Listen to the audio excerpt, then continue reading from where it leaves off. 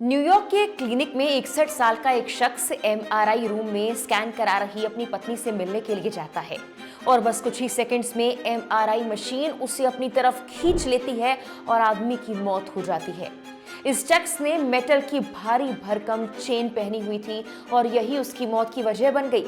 जिसके बाद ये सवाल उठने लगा है कि एमआरआई स्कैन कराते वक्त क्या नहीं पहनना चाहिए। ये मामला है अमेरिका के लॉन्ग आइलैंड स्थित एक एमआरआई सेंटर का। नासाउ ओपन एमआरआई सेंटर में जोन्स मैक्लिएस्टर नाम की एक महिला का घुटने का एमआरआई हो रहा था। इस स्कैन के वक्त उन्होंने अपनी पति से अंदर आने के लिए कहा ताकि बाद में वो उठने में उनकी मदद कर पाएं। लेकिन जब उनके पति उनके पास आए तो अचानक मशीन ने उन्हें खींच लिया। उन्होंने बताया कि मशीन ने मेरे पति को घुमा दिया और तुरंत ही अंदर खींच लिया। फिर उनका शरीर बिल्कुल सुन्न पड़ गया। वो रोते हुए कहती है, मैं चिल्ला रही थी कि मशीन बंद करो, 911 पर कॉल करो, कुछ तो करो। लेकिन तब तक बहुत देर हो गई थी। इस शख्स की जान चली गई। उन्होंने बताया कि उनके पति ने 9 किलो की एक मेटल की चेन पहनी हुई थी। इसमें एक ताला था जिसका इस्तेमाल वो वेट ट्रेनिंग के लिए करते थे।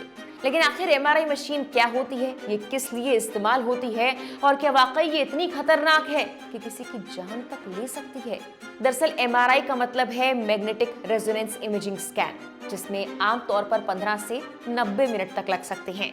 ये बात इस पर निर्भर करता है कि शरीर का कौन सा कितना बड़ा हिस्सा स्कैन किया जा रहा है, कितनी तस्वीरें ली जानी है।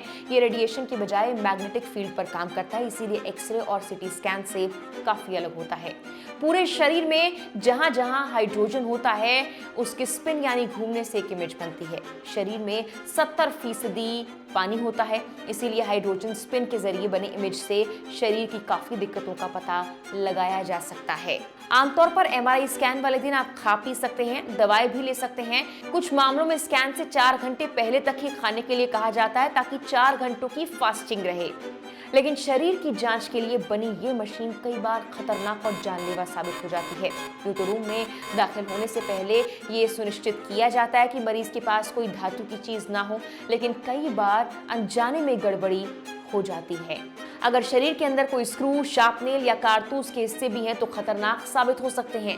धातु के ये टुकड़े मैग्नेट बेहद तेज गति से खींचेंगे और शरीर को गंभीर चोट पहुंच सकती है। एमआरआई मशीन में बहुत ही शक्तिशाली चुंबकीय क्षेत्र होता है जिसे टेस्ला नामक इकाई से मापा जाता है। आमतौर पर अस्पतालों में इस्तेमाल होने वाली एमआरआई मशीनें 0.5 टेस्ला से 3.0 टेस्ला तक ही होती हैं, यानी लगभग 5000 से 30,000 गॉस ताकत तक। तुलना करें तो पृथ्वी का चुंबकीय क्षेत्र केवल 0.5 गॉस होता है, यानी एमआरआई मशीन का चुंबकीय बल धरती की तुलना में हजारों गुना ज्यादा होता है।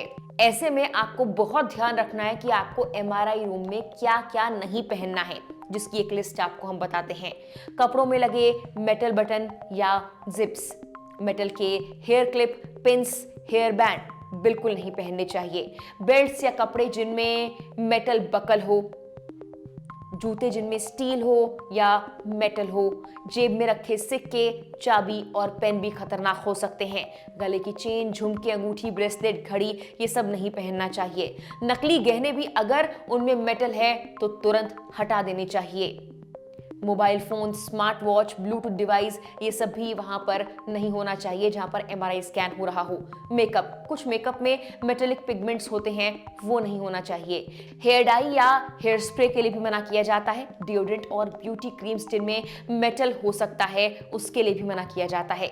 शरीर में मेटल इम्प्लांट जैसे जॉइंट रिप्लेसमेंट, स्क्रू प्लेट या पेसमेकर लगाए तो एमआरआई से पहले इसकी पूरी जानकारी डॉक्टर को देना जरूरी है। हर मेटल एमआरआई सुरक्षित यानी एमआरआई कंपैटिबल नहीं होता है। पेसमेकर या कुछ और इलेक्ट्रॉनिक इम्प्लांट्स पर एमआरआई की मैग्नेटिक फील्ड का गंभीर असर पड़ सकता है जिससे जान का खतरा हो सकता है। ऐसे मामलों में डॉक्टर एमआरआई की जगह कोई और वैकल्पिक जांच सुझा सकते हैं। जांच कराते हुए हल्के सूती कपड़े जो मेटल फ्री हो वही पहने। कई बार अस्पताल आपको एक गाउन देता है पहनने के लिए, उसे ही पहनना सबसे ज्यादा सुरक्षित होता है। एमआरआई करवाने से पहले मरीज और साथ आने वाले किसी भी व्यक्ति की जांच की जाती है। सबसे पहले एक फॉर्म भरवाया जाता है जिसमें पूछा जाता है कि उनके शरीर में कहीं मेटल तो नहीं। फिर मेटल डिटेक्टर या सामान्य तरीके से चेक होता है कि उनके पास कोई धातु की चीज ना हो। आमतौर पर साथ आए व्यक्ति को एमआरआई रूम में नहीं जाने दिया जाता जब तक बहुत जरूरी ना हो। एमआरआई मशीन एक टनल मशीन की तरह होती है, जिसमें मरीज को कुछ वक्त के लिए लेटना पड़ता है।